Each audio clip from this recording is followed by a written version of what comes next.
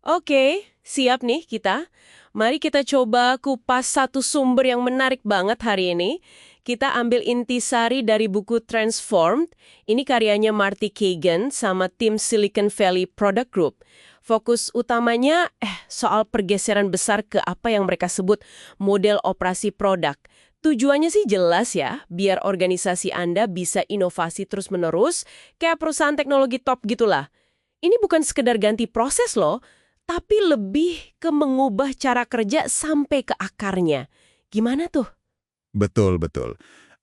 Intinya gini, gimana caranya kita bisa konsisten bikin solusi teknologi yang satu, disukai pelanggan, dua, juga sukses buat bisnis.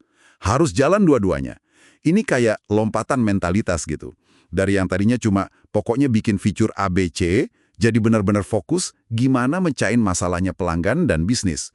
Perubahan fundamental banget sih ini. Oke, jadi perubahan paling gedenya apa nih? Kita pindah dari apa yang disebut tim fitur ya, yang kayaknya cuma terima perintah aja gitu. Jadi tim fitur ini dikasih tahu apa yang harus dibuat. Nah, pindahnya kemana? Ke tim produk yang katanya diberdayakan, empowered product teams, bener gitu.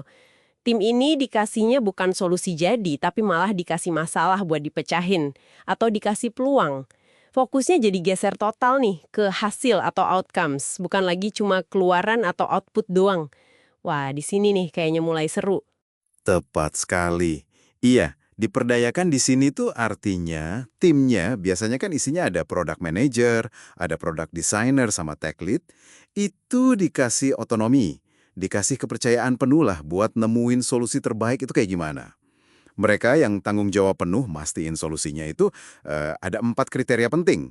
Value atau bernilai buat pelanggan, terus usable atau dapat digunakan, lalu visible artinya layak secara teknis, dan terakhir viable, layak secara bisnis. 4 ini harus kena semua.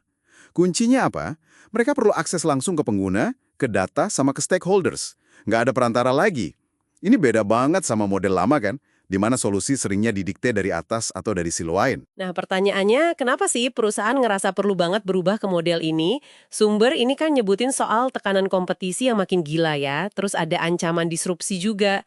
Dan ya pastinya, iming-iming untung lebih gede kalau bisa lincah inovasi, tapi ya gitu, perubahannya nggak gampang pasti. Pasti ada gesekan di dalam, ada penolakan. Oh, nggak bisa dihindarin itu mah. Namanya transformasi ya pasti nyentuh banyak bagian di organisasi. Dan ya wajar kalau muncul keberatan. Buku ini juga ngulas beberapa keberatan umum kok. Misalnya nih, kita tahu lah ya, dari tim sales atau penjualan, sering banget muncul pertanyaan kayak, kenapa sih fitur yang diminta klien gede si A itu nggak diprioritasin? Atau, waduh, kita kalah saing nih sama kompetitor B gara-gara nggak punya fitur Z. Sering denger kan ya kayak gitu? Kedengarannya agak berisiko ya, nolak permintaan klien besar gitu. Iya sih, kedengarannya gitu. Tapi model ini justru ngedorong kolaborasi yang erat banget antara produk sama penjualan. Tujuannya bukan buat nurutin semua kemauan satu klien aja. Karena apa? Ya mungkin aja permintaan itu spesifik banget buat klien itu. Nggak bisa dipakai banyak klien lain, atau malah nggak nyelesain akar masalahnya. Fokusnya itu digeser jadi membangun pelanggan referensi. Jadi cari klien yang bisa sukses dan senang pakai produk kita karena emang solusinya pas. Intinya, pahami kebutuhan pasar secara luas. Solusi yang dibangun harus scalable, berkelanjutan, dan benar-benar ngasih nilai tambah, bukan sekedar fitur pesanan doang. Oke, paham. Jadi kolaborasi buat cari solusi pasar ya, bukan cuma nurutin satu klien. Nah, selain dari sales, kita tahu juga dari sumber ini, khususnya di bab 41, sering ada tantangan juga dari tim marketing ya kan? Gimana tuh biasanya keberatan dari mereka? Dan gimana model ini ngatasinnya? Nah, betul. Bab 41 itu fokus ke situ. Keberatan dari marketing itu bisa macam-macam sih. Mungkin mereka ngerasa, roadmap produk ini kok kayaknya nggak nyambung ya sama strategi go-to-market yang udah kita siapin. Atau mungkin mereka ngerasa kurang dilibatin pas nentuin arah produk mau kemana. Atau bisa juga sebaliknya. Ada anggapan kalau marketing itu tugasnya ya cuma jualin aja apa yang udah dibuat sama tim produk. Padahal nggak gitu. Justru model operasi produk ini mensyaratkan adanya kemitraan yang kuat banget. Peran kayak Product Marketing Manager atau PMM itu jadi krusial banget. Dia jadi jembatan antara pemahaman pasar yang mendalam dari marketing sama strategi produk dan peluncurannya. PMM ini jadi mitra strategis buat Product Manager. Jadi bukan soal siapa nyuruh siapa, tapi kolaborasi intensif. Tim produk bawa pemahaman soal solusi dan teknologinya, tim marketing bawa pemahaman soal pasar, kompetisi, gimana cara terbaik nyampein pesannya ke pelanggan. Tujuannya kan sama, biar produknya ketemu pasarnya, produk market fit, dan bisnisnya tumbuh terus. Wah, jadi benar-benar kemitraan ya, bukan silo lagi.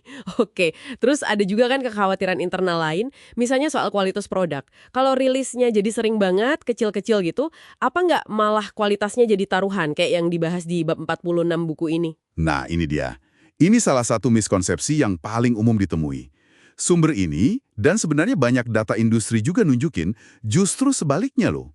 Merilis pembaruan kecil tapi sering, itu justru lebih aman. Kenapa?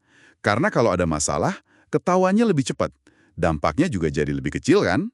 Dan ngebenerinnya jauh lebih gampang dibanding kalau kita rilis gede-gedean sekaligus atau big bang rilis yang risikonya tinggi banget. Ya tapi emang benar, ini butuh investasi di awal. Perlu otomatisasi testing, perlu infrastruktur deployment yang bagus, perlu monitoring yang oke juga. Tapi intinya adalah kita ngurangin risiko per perubahan dan bikin tim bisa belajar lebih cepat dari tiap rilis. Jadi, kesimpulannya nih buat Anda yang dengerin apa ya artinya semua ini, inti dari model operasi produk ini sebenarnya soal membangun budaya percaya dan ngasih konteks yang jelas ke tim produk Anda. Kasih mereka ruang buat benar-benar fokus mecahin masalah nyata, baik buat pelanggan maupun buat bisnis. Fokusnya ke dampak atau hasil akhir, bukan cuma sibuk ngejar target jumlah fitur yang dirilis. Ini pergeseran besar sih dari yang tadinya serba dikontrol ketat jadi pemberdayaan yang lebih cerdas gitu ya. Iya, benar banget. Dan mungkin sebagai penutup ya, ada satu pemikiran dari sumber ini yang menarik buat Anda renungkan lebih lanjut. Transformasi ke model ini tuh seringkali bukan cuma soal ganti teknik atau proses kerja aja. Di bab 48 itu ditekankan banget, ini butuh keberanian. Terutama dari para pemimpinnya. Keberanian buat apa? Buat melakukan lompatan keyakinan. Maksudnya, percaya penuh bahwa tim Anda kalau dikasih konteks yang pas dan dukungan yang cukup, itu mampu kok nemuin solusi terbaik. Nah, pertanyaannya sekarang, apakah organisasi Anda dan Anda sendiri sebagai pemimpin udah siap buat lompatan keyakinan itu? Sesuatu untuk dipikirkan lebih dalam mungkin ya.